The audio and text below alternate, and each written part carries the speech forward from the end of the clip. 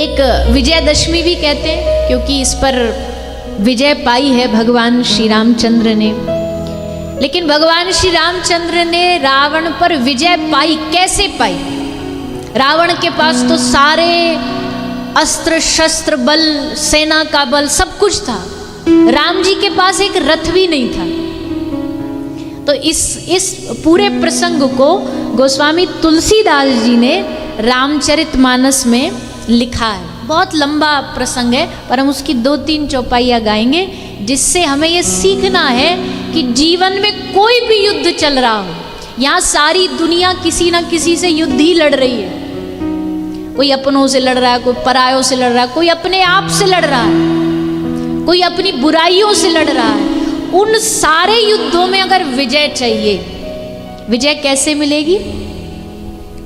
तो रथ पर बैठी, रथ पर बैठ के कौन सी तलवार होनी चाहिए, रथ पे बैठ के कौन सा घोड़ा होना चाहिए, कौन सी लगाम होनी चाहिए, ये सब गोस्वामी जी ने लिखा है। तो क्या लिखते हैं? रावण रथी विरथ रघुनाथा, रावण रथी विरथ रघुनाथा,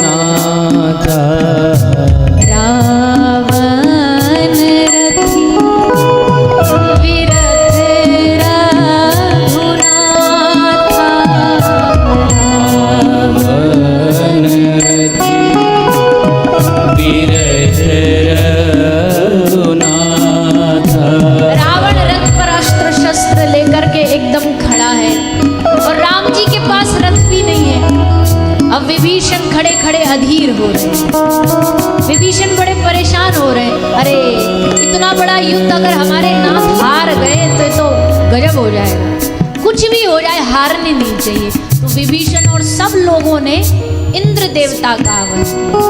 तो इंद्र देवता रथ लेकर के आ गए, भगवान को आके कहा, प्रभु हमारा जो रथ है ना, ये बड़ा अद्भुत रथ है, इस पे बैठ के आज तक कोई युद्ध हमने हारा नहीं, बड़ी शक्ति है इस रथ में, इसलिए आप इस पर बैठ जाइए और इस पर बैठ करके आप युद्ध करिए रावण से।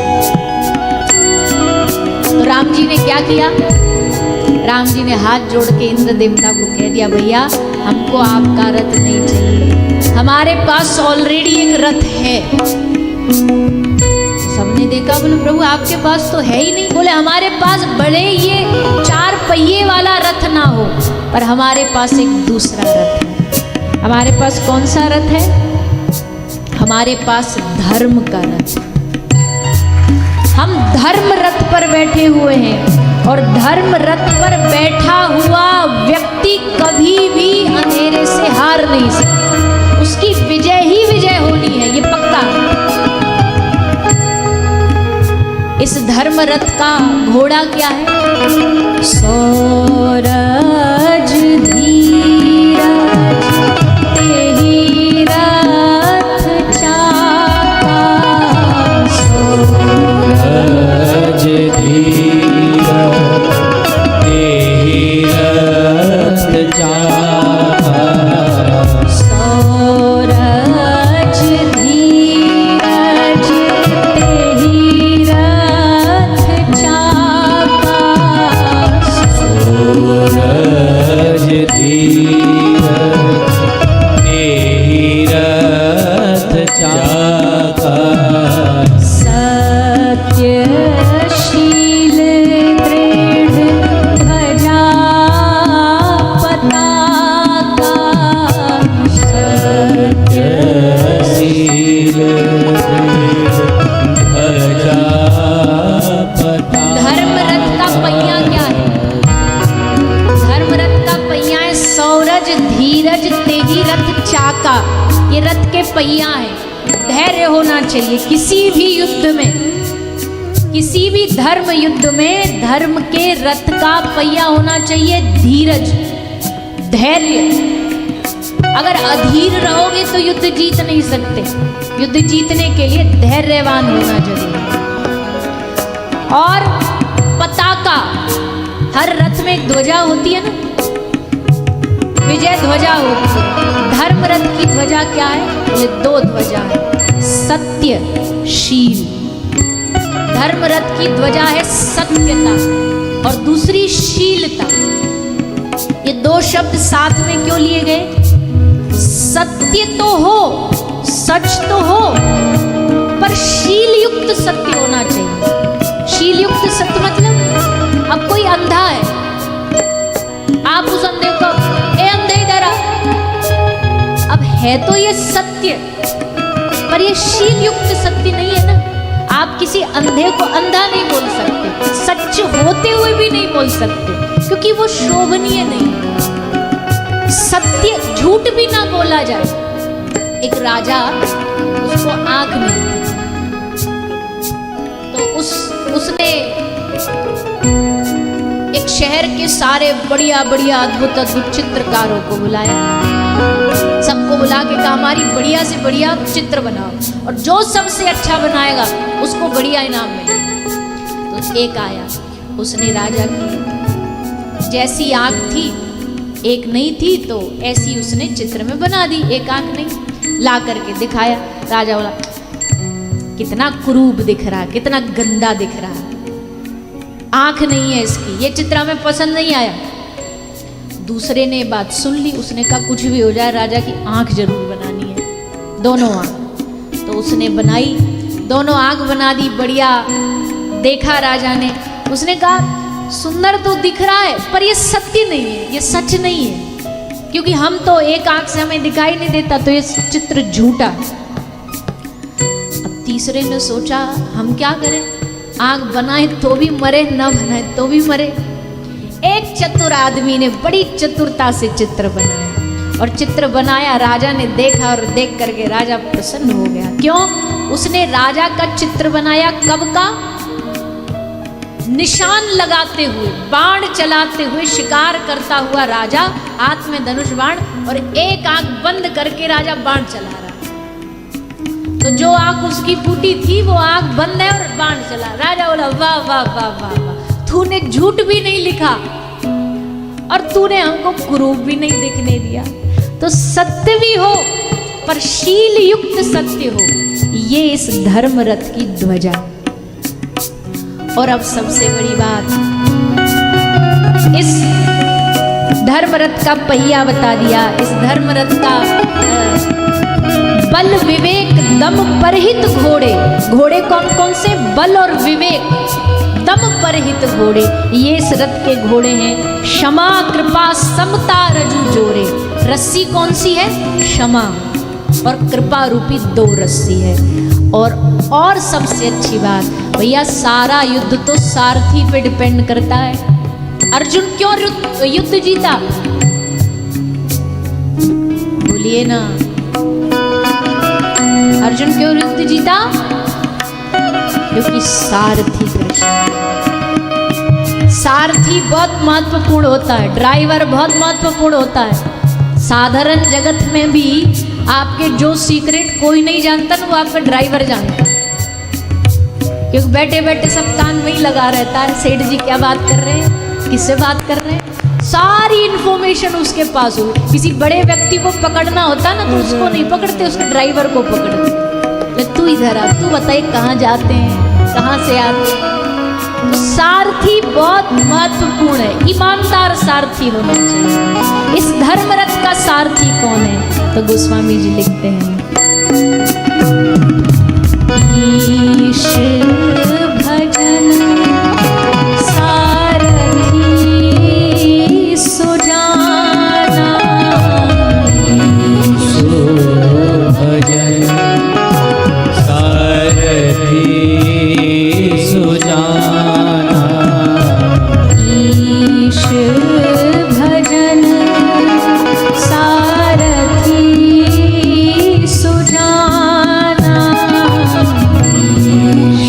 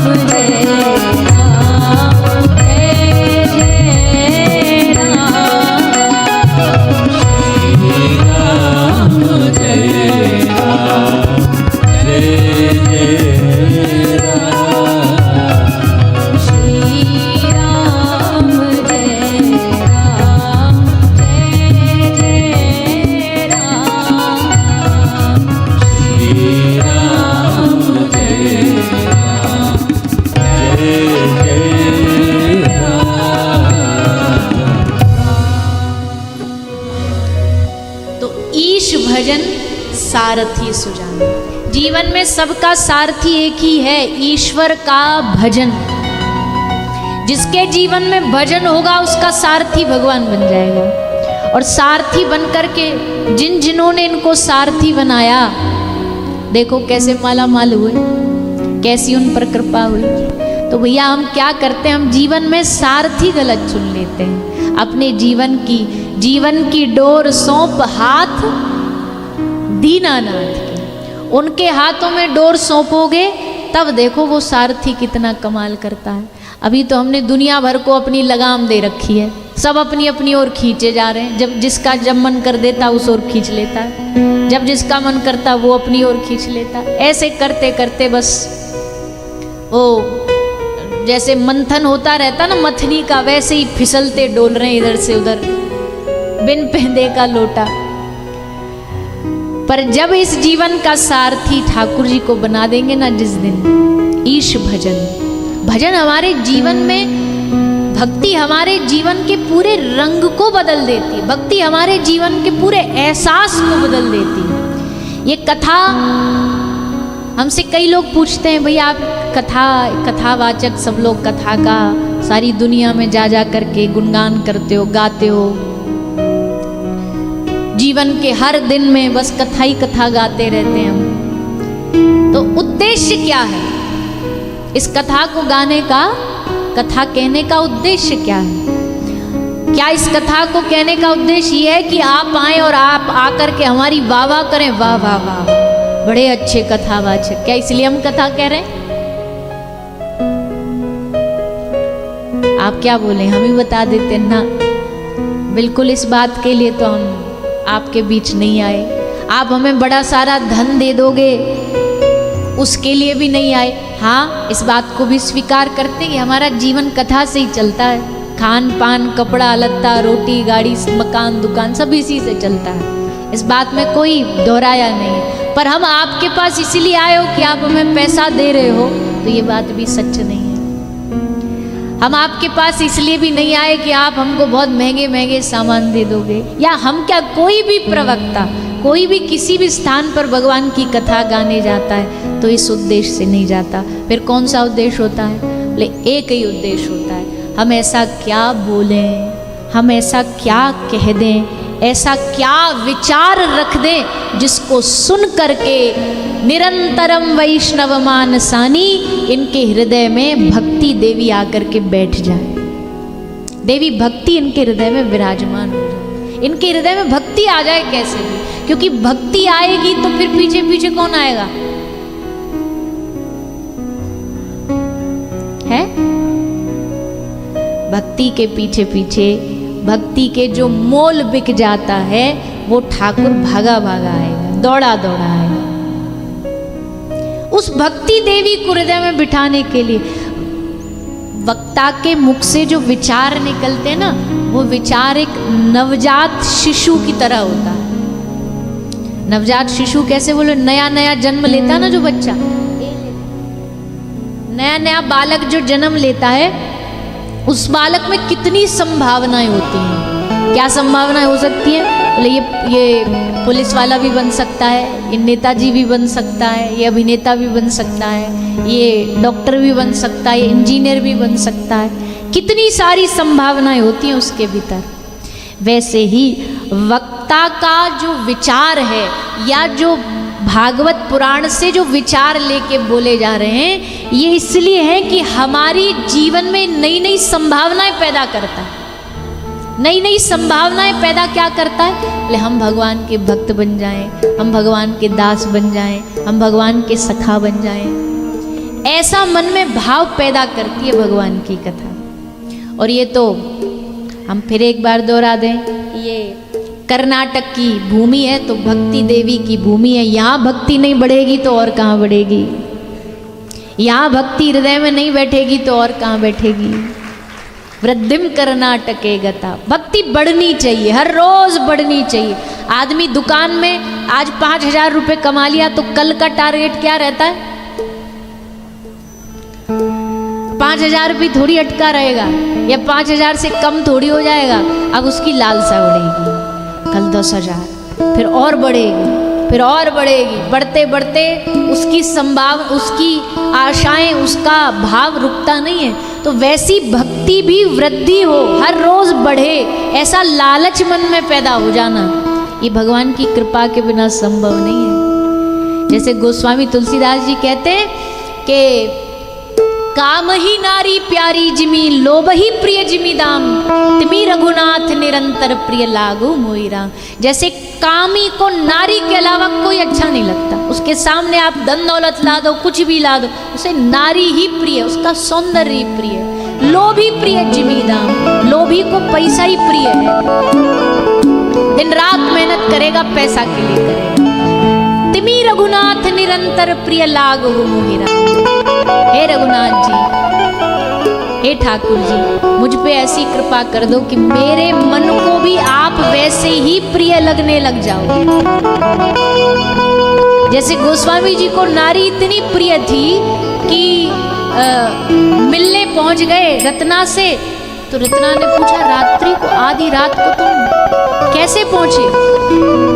बोले नाव खड़ी थी, नाव में बैठ के आ गया, तेरे दरवाजे पे रस्सी पड़ी थी, रस्सी पकड़ के ऊपर चढ़ गए, आ गया ऐसे ऐसे करके। रत्ना बोली ऐसा कौन सा ऐसी व्यवस्था करके आया इनके लिए, आधी रात को रस्सी भी डाल के आया, नाव भी रख के आया।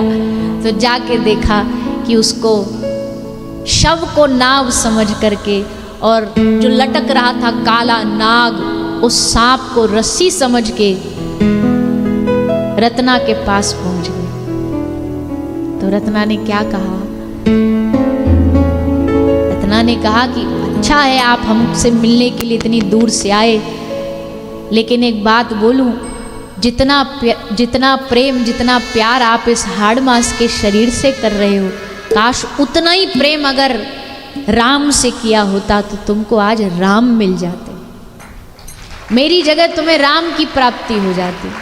और कभी कभी ना किसी का एक धक्का लगना जीवन में काफ़ी होता है, और वो कभी भी किसी का भी लग सकता है। कईयों को पत्नी का धक्का लग जाता है, कईयों को परिवार का कोई ऐसा आदमी कोई कर देता है कि फिर मन में भाव जाग जाता है।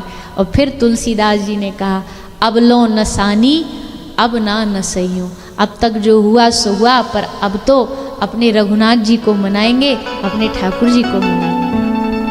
तो लो काम ही नारी प्यारी जिमी, लो वही प्रिय जिमी नाम। आदमी पैसा कमाने के लिए कितनी मेहनत करता है, देश छोड़ देता है, परिवार छोड़ देता है, भाग रहा है, दौड़ रहा है, सुबह से शाम तक ड्यूटी में लगा है, किसके लिए? पैसा मिल जाए, घर का भरण पोषण हो जाए, धन से प्रेम है। वैसे ही प्रभु जब किसी को किसी चीज़ को पाने की दौड़ मन में जागती है ना, तो फिर उसे दूसरा कुछ नहीं दिखाई देता। वैसे मेरे मन में आपको प्राप्ति की, तिमी रघुनाथ निरंतर प्रिय लागहु मोहि राम। ये कथा इसलिए है, ये कथा आपको भगवान से जोड़ने के लिए है, ये कथा आपको भगवान की भक्ति को आपके हृदय में, आपके चित्त में बिठाने के लिए है। इसलिए ईश भजन सारथी सुजान, प्रभु का भजन, ठाकुर जी का भजन, हरि का भजन करो, हरि है हमारा। हरि का भजन करो, हरि है हमारा। हम हर बार दोहराते हैं, फिर दोहराने भैया, इस संसार में हम सबको अपना मानते हैं, और अपनत्व से ही किसी से प्रेम होता है।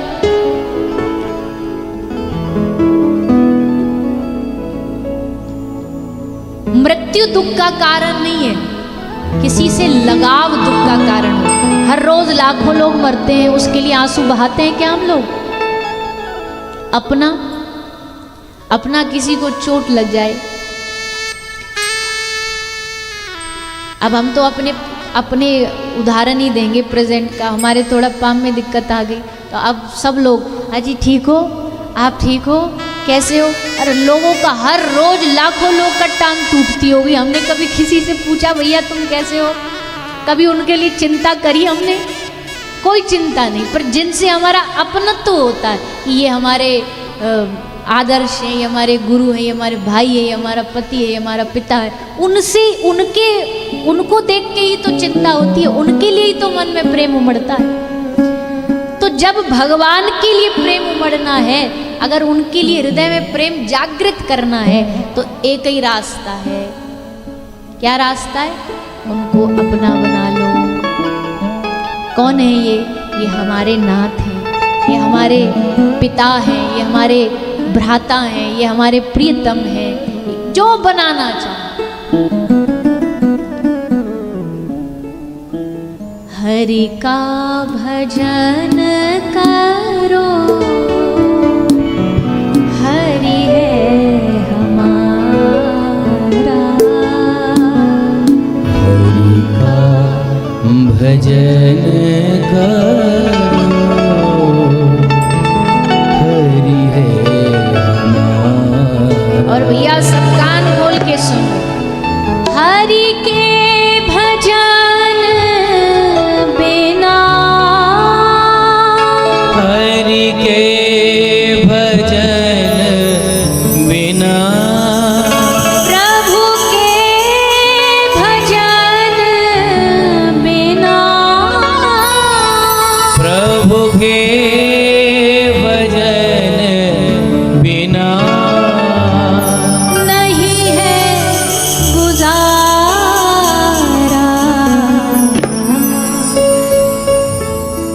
हरि का भजन करो, हरि है हमारा। राधा